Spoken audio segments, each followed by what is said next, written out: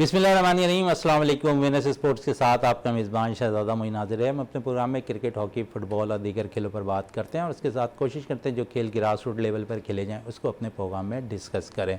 पाकिस्तान ने दौरे श्रीलंका का आज आगाज़ कर दिया। आज साइड मैच पाकिस्तान ने श्रीलंका क्रिकेट बोर्ड के ख़िलाफ़ खेला, जहाँ पर पाकिस्तानी बॉलर्स ने जो पहले दिन आज छाए रहे और पाकिस्तान के तेज़ तरीन बॉलर शहनशाह आफरीदी, हसन अली ने बाकायदा तौर पर तीन विकेटें हासिल की। उसके साथ साथ भरपूर तौर पर साथ दिया नौजवान आमिर जमाल ने, जिन्होंने 2 विकेटें हासिल की, और मिस्ट्री बॉलर जिन्हें कहा जाता है इब्रार अहमद, उन्होंने 2 विकेटें हासिल की। 196 रन पर श्रीलंकन क्रिकेट बोर्ड जो है आज पहले दिन पर अख्ताम पजीर हुई और पाकिस्तानी बॉलर आज के मैच में छाए हुए दिखाई दिए। दूसरी तरफ अगर हम बात कर लें तो पाकिस्तान के दौरे श्रीलंका के लिए जो शाहीन्स की टीम है वो भी अहले सुबह आज कोलंबो पहुंच गई है, जहां पर बाकायदा इमर्जिंग क्रिकेट टूर्नामेंट का आगाज़ होगा 13 तारीख से, और इसके लिए पाकिस्तान की शाहीन की क़यादत मोहम्मद हारिस करते हुए दिखाई दे रहे हैं। सारे सूरताल पे बात करेंगे, दीगर खेलों के हवाले से भी बात करेंगे, डोमेस्टिक क्रिकेट के हवाले से भी बात करेंगे, चेयरमैनशिप के हवाले से भी बात करेंगे। हम अपने इस प्रोग्राम में हमारे साथ मौजूद हैं हमारे साथी स्पोर्ट्स एनालिस्ट, और काफ़ी अरसे के बाद हमारे प्रोग्राम में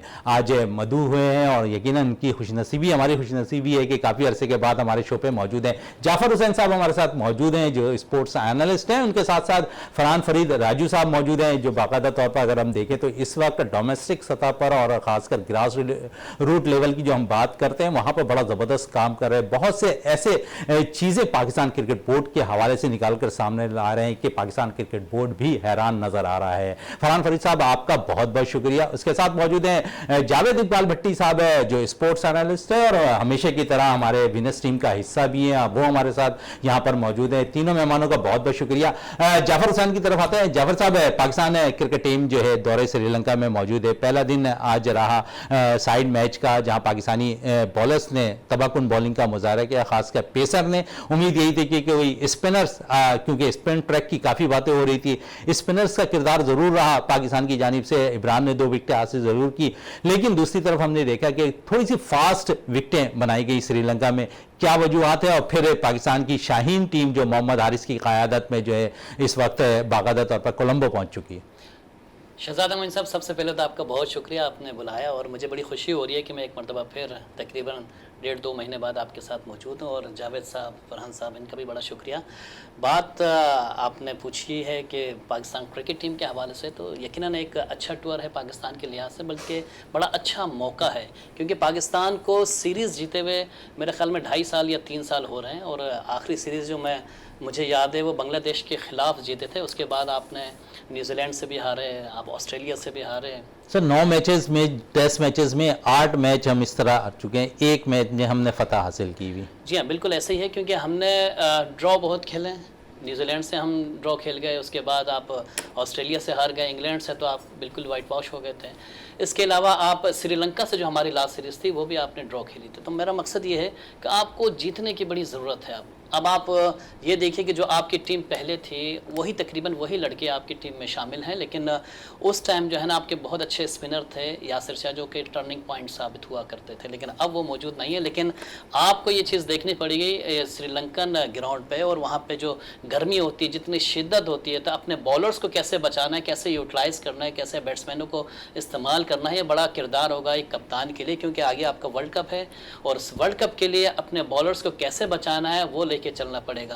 क्योंकि माजी में हम देखते रहे हैं कि जो श्रीलंकन सीरीज़ के हवाले से यही हमने देखा है, जितने भी फास्ट बॉलर्स वहाँ पे जाते हैं तो कमर पकड़ के बैठ जाते हैं। उसकी रीज़न ये होता है कि गर्मी बहुत होती है, और आपके जो है ना बहुत सारे ऐसे बॉलर्स भी थे जिनका कैरियर भी ख़त्म हुआ है वहाँ पे।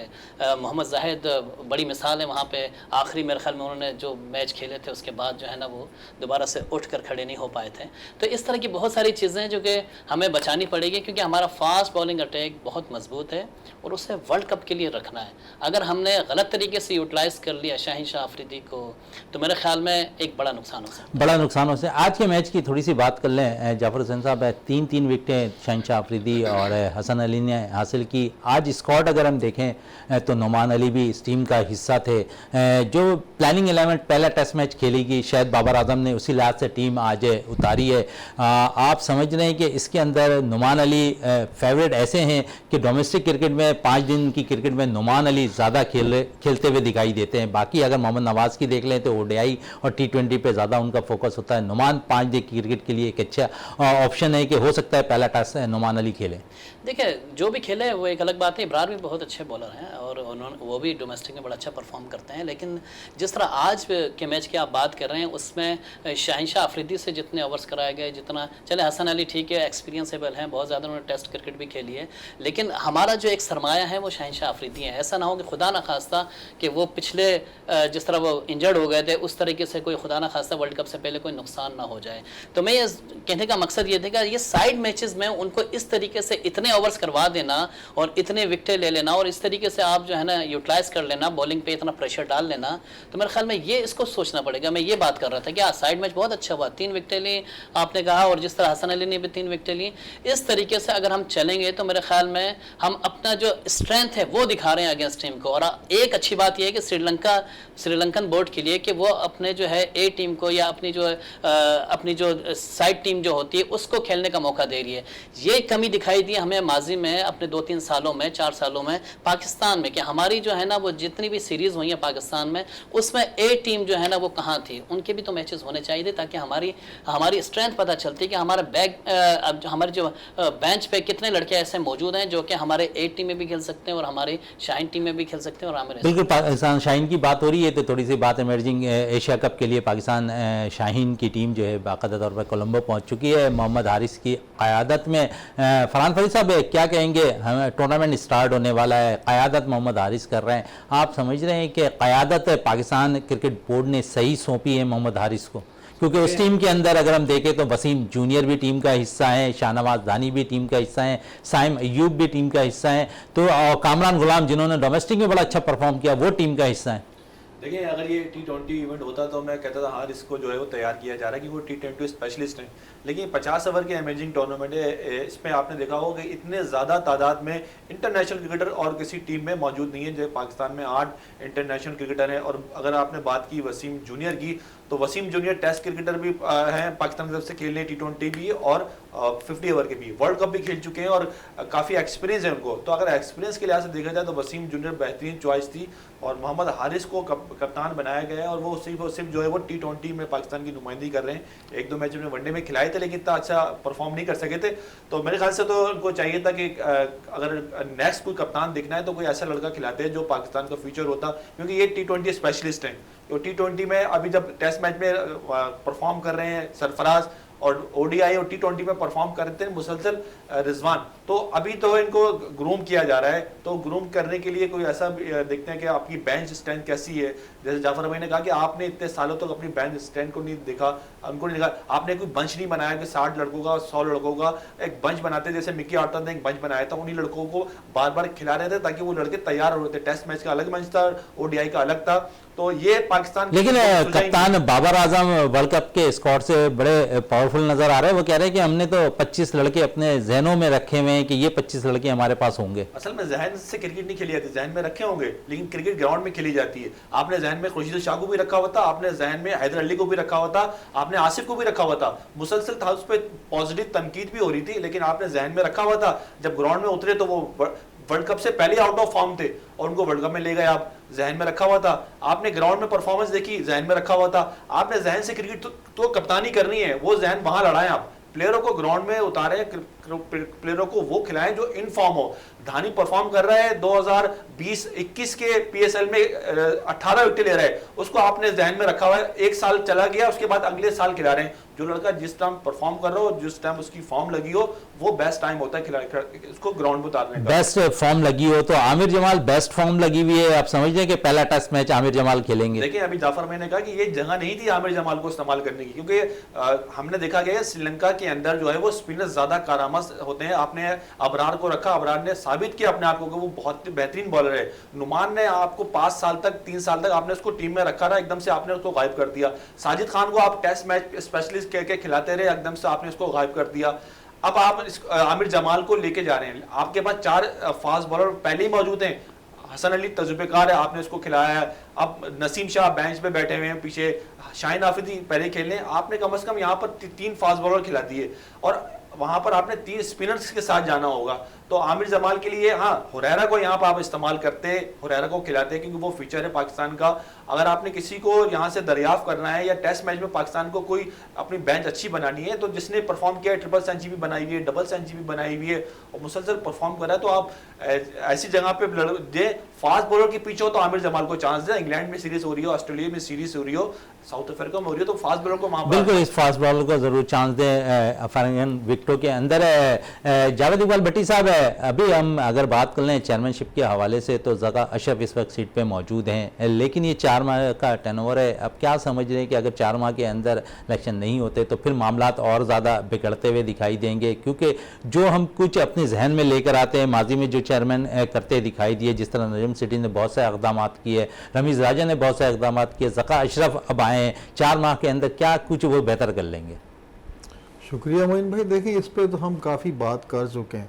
ज़का अशरफ साहब जो है वो चेयरमैन तो नहीं आए, सिर्फ अबूरी तौर पे गवर्नमेंट ने एक सर्कुलर निकाल के वफाकी काबीना से उन्हें जो है ना इंचार्ज बना दिया है क्रिकेट का। वो जो जहन में लेकर आए वो उनके जहन में रहेंगे, इम्प्लीमेंट नहीं हो सकता। वो जो प्रोग्राम करना भी चाहेंगे नहीं कर सकेंगे, क्योंकि उनके पीछे एक तलवार लगी, जो जब अदालतों में केस लग जाते हैं ना तो वो किसी भी लम्हे कोई भी फैसला आ सकता है। उनके जहन में ये चीज़ें भी चल रही हैं। अब देख लें कितने दिन हो गए आज तक वो चीफ सेलेक्टर का ऐलान नहीं कर सके, कमेटी का ऐलान नहीं कर सके कि ये बंदे होंगे। ये नई मैनेजमेंट कमेटी तो बनी है जो बाकायदा तौर पर कमेटी बन गई, लेकिन चीफ सेलेक्टर भी तो इन्होंने ही लाना था ना, इन्होंने लाना। लेकिन सिर्फ ऑफिस होल्ड नहीं किया, अभी ऑफिस होल्ड नहीं किया, सिर्फ इन्होंने विजिट किया, सिर्फ स्टाफ से मिले। और आपको बता दूं ये मकसद इतना मजबूत नहीं जो उन्होंने जहन में प्लानिंग की होगी कि मैं ये करूंगा वो करूंगा। अगर थ्रू प्रॉपर चैनल आते, अगर इलेक्शन जीत कर आते, नजम सेठी साहब जिस तरीके से आराम से चले जाते, गवर्नमेंट ने कहा था ये जीत के आते तो फिर ये इकदाम करते। अभी इकदाम नहीं कर रहे हैं, उनके जहन में भी चीजें हैं, दिल में भी चल रही हैं कि अगर खुदा ना खास्ता मैं ये इकदाम करता हूं, वो जो पटिशनें लगी हुई हैं, किसी पे भी कोई भी आर्डर आ गया तो उनके किए धरे पे सब पानी फिर। लेकिन टेलीफोन राब्ते तो उन्होंने साबका क्रिकेटर से काफ़ी कर लिए, हफीज़, यूनुस खान, मोहसिन हसन खान और दीगर प्लेयर से भी उनके राब्ते रहे हैं। कुछ ही को सिलेक्शन कमेटी का सरबरा भी मुकर्रर करते हुए दिखाई देंगे वो। तो मोइन भाई आप नहीं समझते कि उन्हें पता था कि मैं सिलेक्टर बनने जा रहा हूँ? सारी चीजें देखिए, इनके राब्ते तो होते हैं, बैकडोर राब्ते हर प्लेयर से आपके होते हैं। आमिर सुहेल हो गया, हफीज हो गया, इन सबसे उनके बैकडोर राब्ते तो होते। अगर वो चेयरमैन नहीं भी थे, आने वाले थे, तो उन्हें तो ये श्योरिटी मिली थी कि आपने आ जाना है अगले मकसद अपने टर्नओवर पे। लेकिन ये कि नजम सेठी ने जो अंदर से काम कर दिया ना, उसने सारा गेम बिगाड़ दिया। क्रिकेट के मामला किधर के किधर थे, कहां से कहां चले गए, ये सारी चीजें जो है ना, ये चेयरमैनशिप जब तक आपका इलेक्टेड चेयरमैन नहीं आएगा ये कोई भी फैसले बड़े नहीं कर सकते। जिसे बाबर ने कहा था कि मेरे जहन में 20-25 खिलाड़ी जो है, तो उसके जहन में बिल्कुल है। बाबर आजम, आपको पता है बाबर आजम अपने फैसले करेगा और करवाएगा। उसे पता है कि चेयरमैन की जो है ये वो हैसियत नहीं है जो इलेक्टेड चेयरमैन की होती। तो जैसे राजू भाई कह रहे थे कि उन्होंने जहन में रखे हुए, भाई जहन में तो उसने रखे हुए टीके प्लेयर थे, लेकिन जो उनका जहन में रखे तो खिलाना तो उसने ग्राउंड में ही है ना।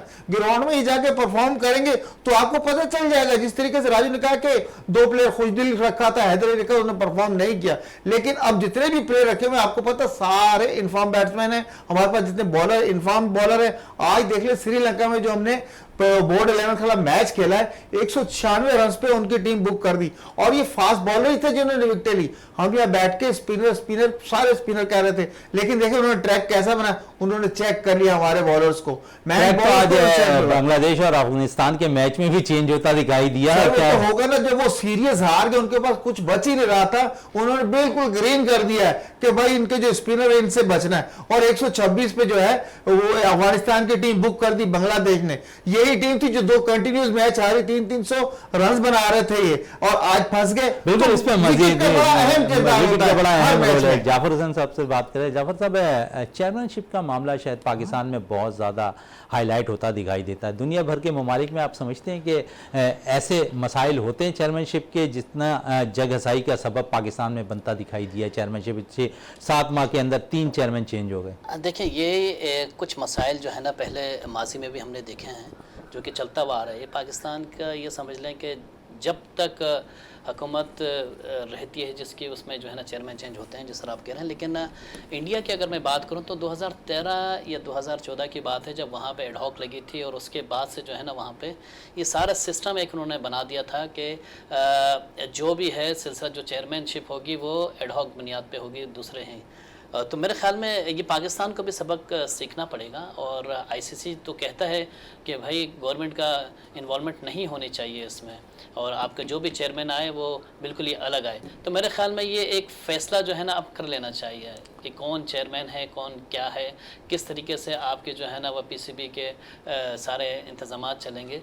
तो अब अगर ये ज़का अशरफ साहब जिस तरह कह रहे हैं कि वो अभी विज़िट वगैरह कर चुके हैं पीसीबी का, और जितने मामलात चल रहे हैं वो देखा जाएगा, तो मेरे ख्याल में ये कुछ ऐसा होना चाहिए, कोई एक सिस्टम बनना चाहिए। और जब तक सिस्टम नहीं बनेगा तो पाकिस्तान के हालात रहेंगे जिस तरह अभी ज़का अशरफ साहब मीटिंग्स में गए साउथ अफ्रीका वगैरह, जिस तरह जाना है उनको मेरे ख्याल में कल परसों, तो वो अगर उस मीटिंग्स में अगर किसी ने खड़े होकर ये कह दिया कि भाई आपको जुमा अभी 4 दिन हुए हैं, 8 दिन हुए हैं आपको आए हुए, और आप फिर इस तरह के अपने पूरे आप इंतज़ामात लेकर आए हुए हैं, आप अपने प्लान लेकर आए हुए हैं, तो मेरे ख्याल में ये अच्छी बात नहीं होगी, जगहसाई होगी पाकिस्तान क्रिकेट बोर्ड की भी। अच्छा जाफ़र हुसैन साहब, आप अभी हाल ही में जो है अमेरिका से मुख्तलिफ क्रिकेट लीग कवर कर आए हैं। अमेरिका अब शायद पैसे की दुनिया कहा जा रहा है क्रिकेट के लिए, क्योंकि अब देखते हैं कि बहुत से क्रिकेटर पाकिस्तान से रिटायरमेंट ले रहे हैं, और बाकायदा तौर पर जो ज़राए हैं वो यही कह रहे हैं कि हर कोई अमेरिका में क्रिकेट लीग खेलने को तरजीह देता हुआ दिखाई दे रहा है। माजी में समी असलम गए,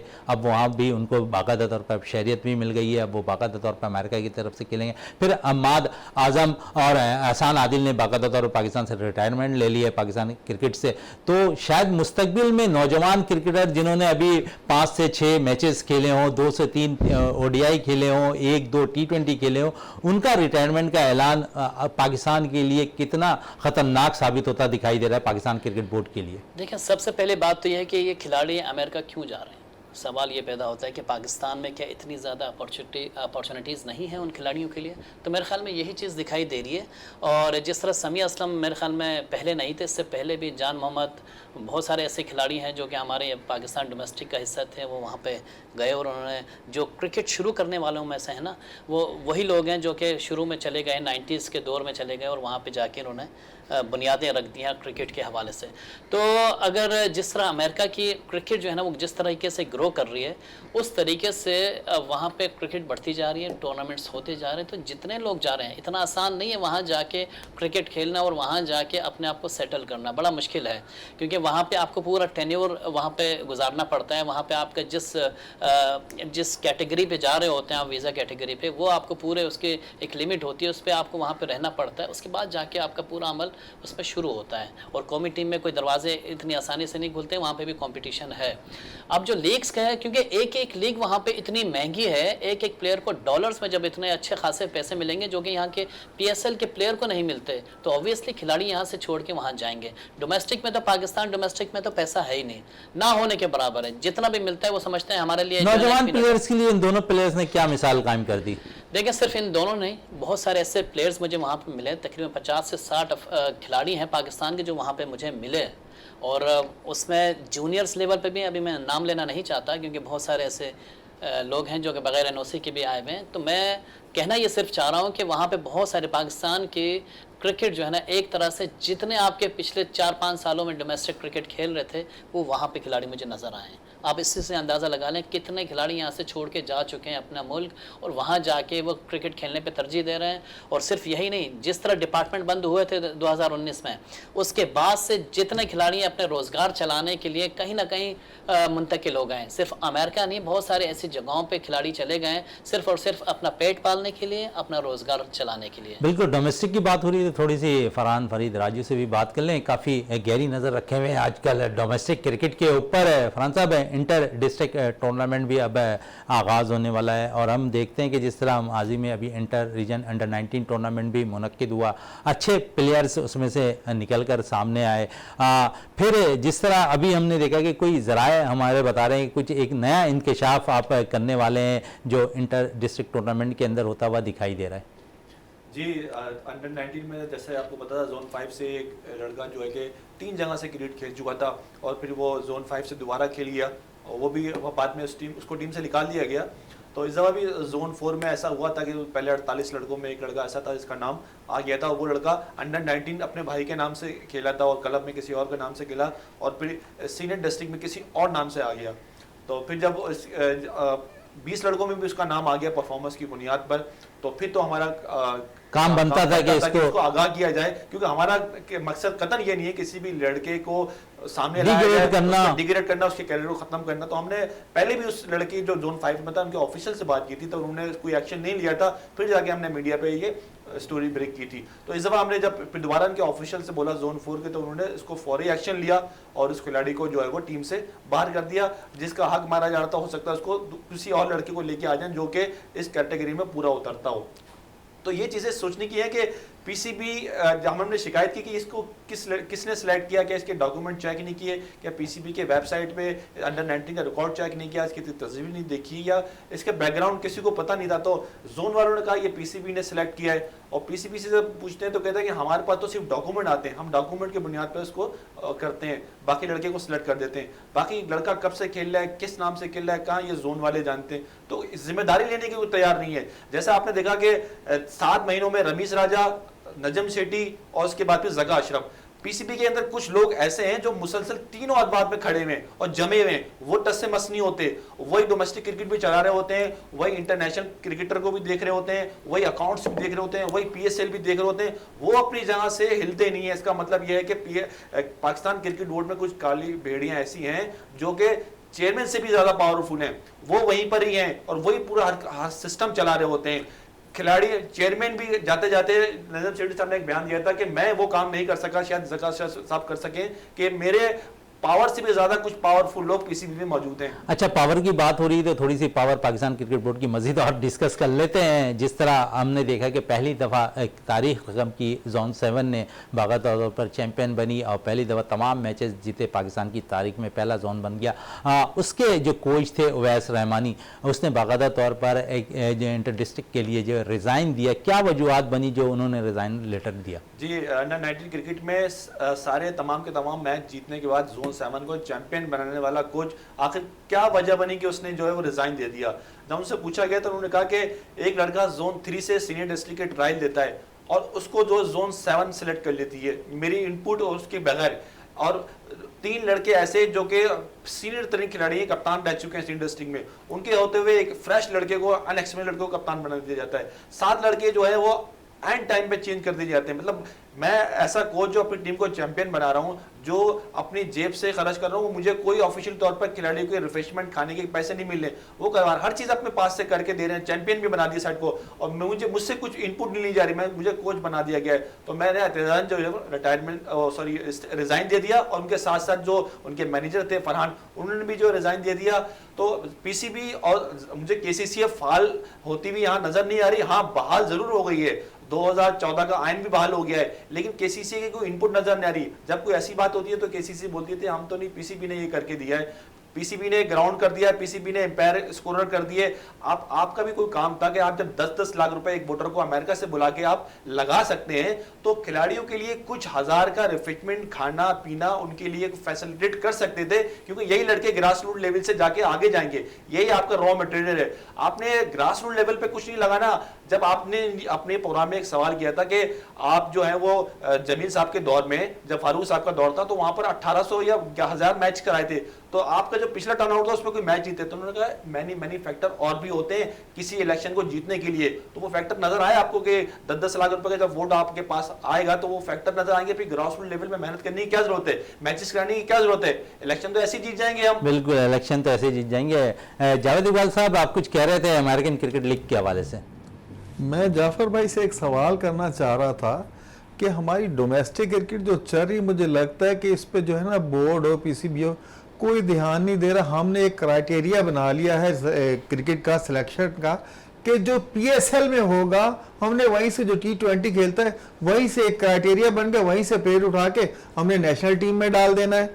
और ये ज्यादा फैक्टर बन रहा है बाहर जाने के लड़कों का, क्योंकि जो मैन ग्रास रूट लेवल ये डोमेस्टिक क्रिकेट है, डोमेस्टिक क्रिकेट पे किसी की निगाह ही नहीं है।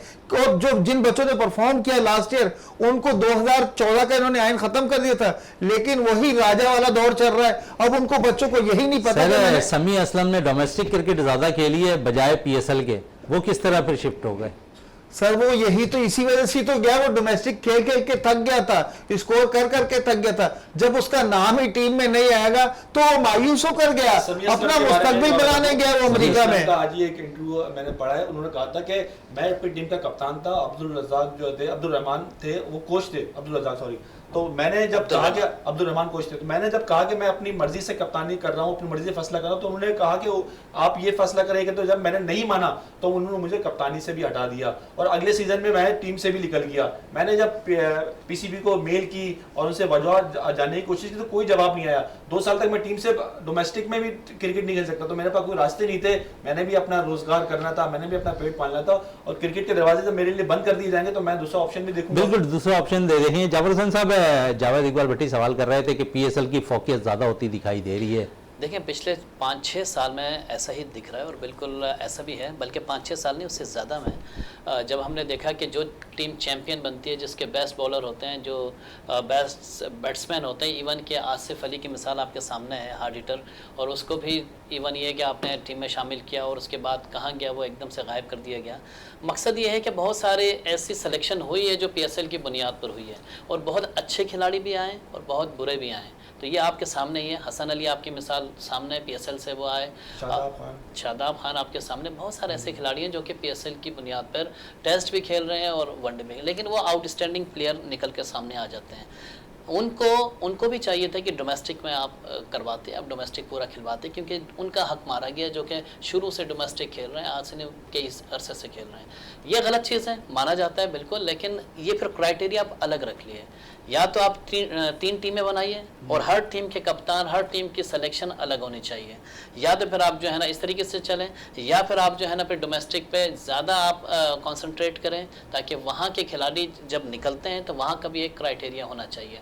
पहले होता था नेशनल T20 होता था, नेशनल आपका कप होता था, बहुत सारे वनडे मैचेस होते थे, तो उससे जो है ना खिलाड़ी निकल कर सामने आते थे। लेकिन जब से पीएसएल शुरू हुआ है तो नेशनल T20 तो आपका तकरीबन ख़त्म होकर रह गया है। मेरे ख्याल में 2 साल पहले एक लास्ट मैंने देखा था। अच्छा जाफर हुसैन साहब, जिस तरह बात कर रहे हैं आप, नेशनल T20 ख़त्म हो गया, दूसरी तरफ अगर हम देखें तो डोमेस्टिक सर्किट पे जो लड़के परफॉर्म करते हैं, खुद वो कह रहे हैं जावेद साहब के पीएसएल से लड़के मुंतखब हो रहे, तो डोमेस्टिक क्रिकेट में परफॉर्म करने वाले लड़के कहाँ जाएंगे? पाकिस्तान शाहीन से खेलेंगे, अंडर 19 से खेलेंगे, बस यहीं तक उनकी क्रिकेट शायद रहती हुई दिखाई दे रही है। जिस तरह अगर नामहरूमी का शिकार तो हैं, इसमें कोई शक नहीं है कि प्लेयर्स नामहरूमी का शिकार हैं। उन पर वो इतनी मेहनत करते हैं, 4-4 दिन जो है ना वो ग्राउंड में खड़े होकर अपनी परफॉर्मेंस देते हैं। ये नहीं है कि ऐसे सिर्फ मेहनत करते हैं, बाकायदा मेहनत करके परफॉर्मेंस भी देते हैं, लेकिन उसकी बुनियाद पे भी सिलेक्शन मेयार जो है ना वो उनको सेलेक्ट नहीं करते सेलेक्टर, तो इसी वजह से नामहरूमी के शिकार होते हैं और वो फिर कोई ना कोई फैसला करने पर मजबूर हो जाते हैं। अब मैंने जो देखा, बहुत अच्छा खिलाड़ी पिछले डोमेस्टिक बड़ा अच्छा खेला, आपका जो है ना वो आज अमेरिका में बैठा हुआ है, आपका T20 बड़ा अच्छा खेला, आज वो अमेरिका में बैठा हुआ है, मैंने खुद देख कर आया। अब मैंने आपसे पहले कहा था कि मैं नाम नहीं लेना चाह रहा। जाफर भाई, हमारे 2 प्लेयर्स के बारे में तबसरा कर दें, एहसान आदिल, हमाद आजम, इन्होंने भी ये डोमेस्टिक के बेहतरीन प्लेयर होते थे अपने टाइम के। इनके रिटायरमेंट के बारे में क्या कहेंगे? ये किस चीज का तसलसल है? देखिए, इन्होंने फैसला 2-2.5 साल पहले कर लिया था, ये चले गए थे, वहाँ पे आना जाना इनका लगा हुआ था। अब उनकी वीज़ा कैटेगरी चेंज हुई है तो उन्होंने ये फैसला कर लिया है। अब इस वजह से, क्योंकि जब तक आपका वीज़ा कैटेगरी चेंज नहीं होगी, जब तक आप फैसला नहीं करते, उसका रीज़न ये है कि आप 2 राहे पे खड़े हुए होते हैं, या तो वहाँ या तो यहाँ। अगर वहाँ पे जो है ना आपका एक्सेप्ट नहीं हुआ आपका वीज़ा कैटेगरी का, तो आप वापस आ जाएंगे। अब जब उनको कंफर्म हो गया, भाई उनको पासपोर्ट मिल गया, उनकी सारी चीज़ें हो गई, तो उन्होंने कहा भाई ठीक है, पाकिस्तान को हम छोड़ जाते हैं, और उन्होंने जो है ना बाकायदा तौर पे जो है ना रिटायरमेंट। तो जाफर भाई, आया ये समझ थे आपको, ये नजर आ रहा है कि और पाइपलाइन में कितने ऐसे प्लेयर हैं जिनके ये मसले मसाइल हल हुए और वो पाकिस्तान छोड़ के वहाँ सुकूनत अख्तियार कर लेंगे? सारे मैंने आपसे माजरत आपसे तो नहीं, शहजाद साहब से अर्ज़ किया था कि मैंने जो मिलकर आया हूँ तकरीबन 50 से 60 प्लेयर से मैं मिलकर आया हूँ। आप इससे अंदाज़ा तो लगाइए। माजी में पाकिस्तान क्रिकेट नुकसान की तरफ जाती दिखाई देगी, नौजवान प्लेयर से पाकिस्तान में बहुत टैलेंट है। मैं आपको पहले भी कह रहा हूँ, वहाँ की क्रिकेट सिर्फ सैटरडे संडे की है। आप जितना भी चले जाएँ, आप पैसों के लिए जा रहे हैं। अगर आप मुल्क के वक़ार के लिए जा रहे हैं तो कोई भी नहीं जाएगा पाकिस्तान से बाहर। ठीक है ना, आप लीग खेल के वापस आ जाएंगे, ये भी होता है। लेकिन जिस तरह पाबंदियां लगा रही है पीसीबी, जिस तरह आप जावेद साहब भी कह रहे थे कि जिस तरह एनओसी में जो है ना वो उन्होंने पूरा अमाउंट रख दिया कि बाकायदा जो है ना आप एनओसी लेंगे, उसके बाद इतना $25,000 पाकिस्तानी 6-7 करोड़ रुपए, तो आप इतना बिल पेड करेंगे तो उसके बाद ही आप जा सकेंगे। देखिए ये भी एक गलत चीज़ है, मैं ये समझता हूँ, क्योंकि प्लेयर्स को जब आपको यहाँ मौका नहीं मिला, जब आपके पास टैलेंट भरा हुआ है, जब आपके पास पानी की बाल्टी भरी हुई है, तो आपको हर पौधे में थोड़ा थोड़ा पानी डाल देना चाहिए। तो आपको इतना अमाउंट ना रखें कि खिलाड़ी जो है ना वो डिसहार्टेड हो जाए और जा ना सके, उनके दरवाजे बंद हो जाएं। दरवाजे बंद ना करें, आप पाबंदियां लगाएं, लेकिन इस तरीके से पाबंदी ना लगाएं कि एक खिलाड़ी जो है ना बिल्कुल ही बेजार हो जाए। तो आपको अपने खिलाड़ियों को भी प्रोटेक्ट करना है और अपना जो पीसीबी का जो अपना किरदार है वो भी निभाना है। तो खिलाड़ियों को हर जगह पे सेटल करके टीमें ऐसी बना के आपको सारी चीज़ें लेके चलना, सारी चीज़ें लेके चलनी है। फरहान फरीद साहब, जिस तरह सारी चीज़ों को लेके चलने की बात हो रही है, तो सिंध प्रीमियर लीग का भी आगाज़ होने जा रहा है। इंटीरियर के अंदर कितना टैलेंट आप देख रहे हैं कि वहाँ से टैलेंट निकलेगा, शायद पाकिस्तान के लिए वो प्लेयर्स भी पाकिस्तान के लिए रिप्रेजेंट करते हुए दिखाई दें। माजी में अगर देख ले तो जाहिद महमूद हैं, अजीम गुम्मद हैं, बेशुमार क्रिकेटर, शाहनवाज दानी है, दीगर प्लेयर्स और भी निकल कर सामने आ रहे हैं। जी, सिंध प्रीमियर की बात की, इससे पहले मैं एक बात करता हूँ कि आपने देखा होगा पाकिस्तान क्रिकेट बोर्ड जो है ना सोने की चिड़िया नजर आ रही है, जहां पर कभी नून लीग और कभी पीपल्स पार्टी ये अपने हाथ में लेने की कोशिश कर रहे हैं। अभी आपने देखा ज़का अशरफ आए, लेकिन पीपल्स पार्टी आई है, पीसीपी के अंदर पीपल्स पार्टी है, पहले नून लीग थी। आप देखें जो इनकी कमेटी बनी है उसके अंदर लाड़काना से, टंडोवाला रियाड़ से और इंटीरियर सिंध है, जहाँ पर डोमेस्टिक स्ट्रक्चर ही नहीं है, इनका डोमेस्टिक क्रिकेट का कोई स्ट्रक्चर ही नहीं है। और कराची, लाहौर जैसे शहर जहाँ पर प्रॉपर क्रिकेट हो रही है, इनका कोई नुमाइंदा ही नहीं है।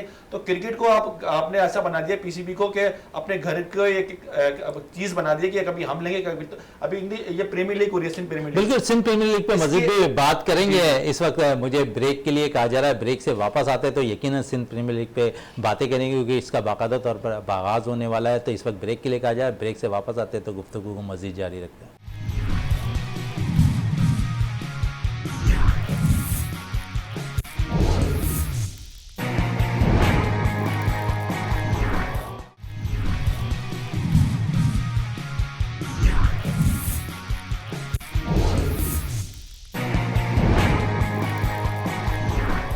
बिल्कुल, वक्फे से पहले जिस तरह हम बात कर रहे थे पाकिस्तान क्रिकेट बोर्ड के हवाले से और ज़का अशरफ के हवाले से खासकर बात कर रहे थे, मजीद भी डिस्कशन कर लेते हैं, क्योंकि हमने जहां छोड़ा था पाकिस्तान सिंध प्रीमियर लीग के हवाले से फरहान फरीद से बात कर रहे थे। सिंध प्रीमियर लीग के हवाले से फरहान साहब क्या कहेंगे सिंध प्रीमियर लीग के हवाले से? अगर देखें तो इसमें सिंध गवर्नमेंट बाकायदा तौर पर बड़ा ज़बरदस्त काम करती दिखाई दे रही है। फिर मुख्तलिफ फ्रेंचाइज हम देख रहे हैं कि वो अब खरीदती हुई सिंध प्रीमियर लीग में नजर आ रही है। क्या समझ रहे हैं कि जल्दी इस टूर्नामेंट का इनेकाद होता हुआ दिखाई दे रहा है आपको? जी बिल्कुल, मेरा से 1-2 महीने रह गए सिंध प्रीमियर लीग शुरू होने में, लेकिन अब हर एक कमर्शलाइज बन गया है। अब सिंध प्रीमियर लीग भी जो है सिंध का नाम ज़रूर है, लेकिन स्पॉन्सरशिप सिंध प्रीमियर लीग ढूंढ रही है, इसके लिए फ्रेंचाइजों को बेच रही है।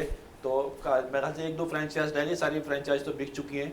और इसमें भी जो है एक बिजनेस पॉइंट ऑफ व्यू से ही सिंध गवर्नमेंट जो है वो इन्वॉल्व हुई है। अगर सिंध प्रीमियर लीग पूरा सिंध करवा रही होती या सिंध गवर्नमेंट करवा रही होती तो उनके खिलाड़ियों के फलाह बहबूद के लिए काम नज़र आता। चले एक फिर भी एक अच्छा इक़दाम है सिंध गवर्नमेंट का कि सिंध प्रीमियर लीग सिंध के लड़कों के लिए ख़ास तौर पर कि हर फ्रेंचाइज में 4 लड़के लाजमी जो है वो सिंध के होंगे, और प्लेइंग 11 के अंदर भी जो है इसी तरह की लगाई हुई सिंध के लड़के ज़्यादा खेलेंगे। तो सिंध के लड़कों के लिए तो अच्छी अपॉर्चुनिटी आएगी कि वो अपना खेल करें, परफॉर्म करें और पैसा भी बनेगा। यहाँ पर जाहिर बात है कि खिलाड़ियों के लिए भी अच्छी होगी इसमें। लेकिन सबसे जो अहम चीज़ है कि ये टूर्नामेंट जो है वो कराची में खेला जा रहा है और कराची में सारे इसके मैचेस होंगे। खिलाड़ी इस खेल को फ़रोग के लिए कम से कम ऐसा होना चाहिए ग्रास रूट लेवल पे सिंध के अंदर जो है वो स्टेडियम बनाने जाएं, इस तरह के सिंध के अंदर इस खेल को फ़रोग दिया जाता है कि सिंध के लोग जो है जाके अपने शहरों में एक दूसरे के नाम जब होते हैं ना, जैसे कराची जब ये PSL कराची में आया था। माजरत के साथ फरहान साहब मैं आपको मुनक़ता करूँगा, एक्चुअली ग्राउंड्स की जो बात कर रहे हैं मेरे ख्याल में वहाँ पे पिछले 2 सालों में बहुत अच्छे ग्राउंड बनाए गए हैं क्रिकेट के हवाले से ना, और बहुत ज़्यादा इंफ्रास्ट्रक्चर जो है ना वो तैयार किया गया है। दूसरा है कि सिंध लीग की जो आप बात कर रहे हैं, नो डाउट बिल्कुल सही कह रहे हैं आप कि इसको अगर सिंध के ही किसी इलाके में अगर मुनक्किद किया जाता है और सिंधियों के लिए जो है ना ये इवेंट ज़्यादा पावरफुल होता है, क्योंकि कराची में क्रिकेट बहुत हो रही है, आप देख रहे हैं हर ग्राउंड पे मौजूद है और हर जगह पे हो रही है। लेकिन बिल्कुल फरहान साहब की बात दुरुस्त है कि ऐसी जगह पे हैदराबाद में होता है, लाड़काना में होता है, मीरपुर ख़ास में होता है, ऐसे सिंध के इलाके में होता है, तो मेरे ख्याल में एक अच्छा उनको जो है सिंध ना गवर्नमेंट तो चस्टर ये कहती नज़र आ रही है जाफर हुसैन साहब के वहाँ पर ग्राउंड्स मौजूद नहीं है, इंफ्रास्ट्रक्चर ऐसा नहीं है कि वहाँ पर ये मैचेस कराए जाएं। ये किसने आपसे कहा? क्योंकि जो अरबाब लुत्फुल्लाह हैं वो तो बाकायदा शर्जील इनाम मेमन बाकायदा ये कहते नजर आ रहे हैं, बाकायदा वहाँ पे ले जाने के लिए तैयार हैं कि हम आपको इंफ्रास्ट्रक्चर। शर्जील मेमन एक तरफ ये कह रहे हैं। देखिए वो देखें, अब दो राय है ना, अब या तो फिर जो स्पोर्ट्स मिनिस्टर है वो हमें ये कह रहा है, क्योंकि हमारी मुलाकात स्पोर्ट्स मिनिस्टर से ही होती है, हम उन्हीं से सवाल जवाब करते हैं, उन्हीं से मालूमात लेते हैं कि स्पोर्ट्स में क्या हो रहा है पूरे सिंध में। तो उनका ये कहना है कि उन्होंने बहुत ज़्यादा लागत में अभी तैयार किए हैं और बहुत ज़्यादा स्पोर्ट्स की फैसिलिटीज़ वहाँ पर तैयार है। इवन ये कि उन्होंने तस्वीर तक उन्हें हमें दिखाई हैं और अनकरीब जो है ना वो जितने सिंध के सहाफ़ी हैं और जितने कराची के सहाफ़ी हैं वहाँ पर विज़िट भी करेंगे। तो ये एक अलग चीज़ है। लेकिन जो टूर्नामेंट के हवाले से बात कर रहे हैं, देखें मुझे फिर लग रहा है कि सिर्फ और सिर्फ माला माल होने के लिए, पैसा कमाने के लिए लीग करवाई जा रही है। जिस तरह फुटबॉल लीग करवाई गई जिसमें आप करोड़ों रुपए लगाए गए, आज वो कहाँ है? 1 साल 1.5 साल हो गया उसको, अब वो दोबारा कराने के हक में ही नहीं है। यानी कि एक इवेंट करवाते हैं, पैसे बटोरते हैं और उसके बाद रफा दफा हो जाती हैं चीज़ें। तो एक चीज़ मुस्तकिल बुनियादों पर नहीं हो रही। इससे इसी पे नुकसान कितना होगा खिलाड़ियों को जावेद इकबाल भट्टी साहब? देखिए भाई, इसका कोई क्राइटेरिया समझ में नहीं आ रहा कि कितने प्लेयर इंटीरियर से आएंगे, वो टीम में कितने। अगर ऑनर ने टीम खरीद ली तो जाहिर है वो तो अपने लड़के खिलाएगा ना, अपनी पसंद के लड़के खिलाएगा। तो इसमें कोई ऐसे रूल एंड रेगुलेशन बनाने चाहिए थे कि जो इंटीरियर का हैदराबाद से, सक्कर से, मीरपुर खास से, नवाबशाह से जो लड़के आ रहे कम अज कम वो तो इस प्रीमियर लीग में खेलें। सिर्फ अगर मैंने एक फ्रेंचाइज ले ली तो मैं तो अपनी पसंद के लड़के खिलाऊंगा, चाहे मैं जोन 6 के 10 के 10 लड़के खिला दूं। तो ये सारी चीजें इसमें रूल और रेगुलेशन होना चाहिए, नहीं तो प्लेयर्स का बहुत ज्यादा नुकसान होगा। जो क्राइटेरिया बना दिया है कि लेकिन जो है ना लड़कों को जो है बिल्कुल लेना चाहिए और फ्रेंचाइज में इतने लड़के होंगे, ये सारी बातें वाज़ेह कर दी गई है। अच्छा जाफर हुसैन साहब, इसमें अगर कोई इंटरनेशनल क्रिकेटर भी किसी फ्रेंचाइज की नुमाइंदगी करता रहे तो ज़्यादा बेहतर नहीं होता? 1 से 2। देखिए बात यह है कि बिल्कुल जिस तरह PSL की जो एक क्राइटेरिया बना हुआ है कि 4 प्लेयर्स आपके एमर्जिंग हो गए, इसी तरीके से आपका जो है ना 2 आपके मैन टेस्ट क्रिकेटर या T20 क्रिकेटर होंगे। इसी तरीके से बाकायदा पूरा एक इंफ्रास्ट्रक्चर बना के उसको पूरा एक मॉडल बना के उसको पेश किया गया है और बहुत अच्छा पेश किया गया। मैं यही बात कर रहा हूँ कि पेश बहुत अच्छा करते हैं, अपने प्रोडक्ट को बेचना जानते हैं सब यहाँ पे, लेकिन उसको कंटिन्यू नहीं करते। मैं इसलिए बार बार कह रहा हूँ, फुटबॉल जो इतनी बड़ी लीग करवाई थी आज वो दोबारा क्यों नहीं हो रही, क्यों नहीं उस पर ज़्यादा तवज्जो दी जा रही? पाकिस्तान में और ख़ास तौर पे सिंध में सबसे ज़्यादा फुटबॉल खेली जाती है, सबसे ज़्यादा फुटबॉल के ग्राउंड मौजूद हैं, उसको क्यों नहीं आगे बढ़ाया जा रहा? क्रिकेट जो कि हर जगह पे खेली जा रही है, हर मुल्क के कोने कोने में खेली जा रही है और बहुत ज़्यादा पैसा भी है इसमें, क्यों आप ऐसे खेल को प्रमोट नहीं कर रहे जिसमें आपके मरीर के लोग, जिसमें लियारी के लोग, जिसमें सिंध के मुख्तलिफ इलाके के लोग फुटबॉल को तरजीह देते हैं खेलने के लिए, उनको क्यों नहीं प्रमोट किया जा रहा? क्रिकेट को क्यों प्रमोट किया जा रहा है सिंध में जाके?